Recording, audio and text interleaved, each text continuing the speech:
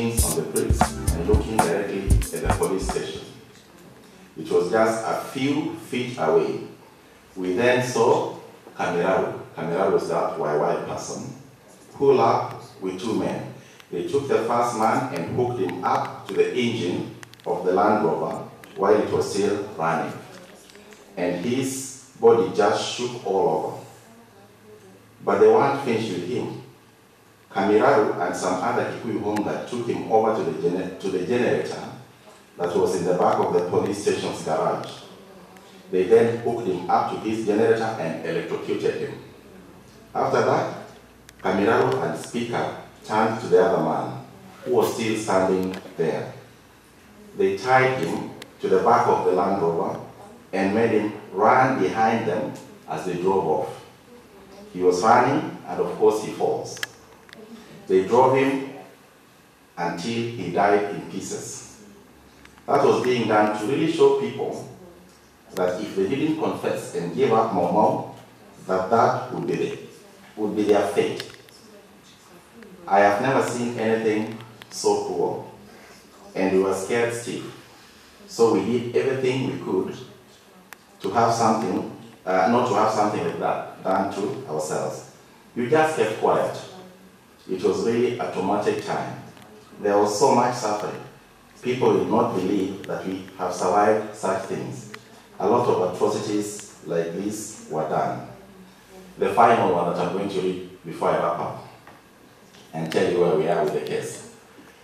Violence in the form of whipping on the soles of the feet, burning with lighted cigarettes, and tying leather thongs around the neck and dragging the victims along the ground had been used on the interrogated. Between 170 and 200 were interrogated, of whom at least 32 were badly injured and others received some injury. Hayward himself took an active part in the chastisement of the Africans, and he said he had threatened to shoot one man after pointing his revolver at him. These and so many other cases from people who lived through this period, like Gitu, and we now have 5 claimants, unfortunately one of them passed away, are the basis of the case we have in the UK. Because our argument is, when these things were happening, Britain was in the forefront as the moral police, telling the world, look at what's happening in Nazi Germany. All these torture bad things happening, but the same things were happening in colonial Kenya. And the reason why we chose to pursue the torture perspective is, if we brought the case of colonialism, it would not have been possible to really fly. But to bring a case of torture of actual men and women who went through that period of time is something that we pursued. And the UK government responded in 2 ways.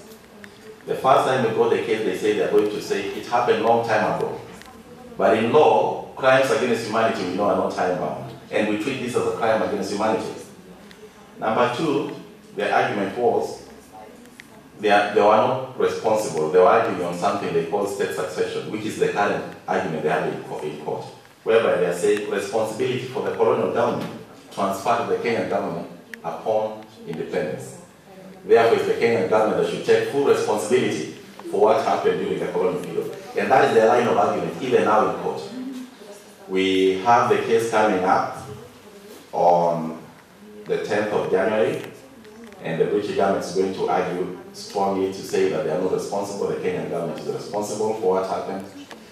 But we want to let them know that of the remaining claimants, we have 2 men who are castrated, because castration was a method of control and torture.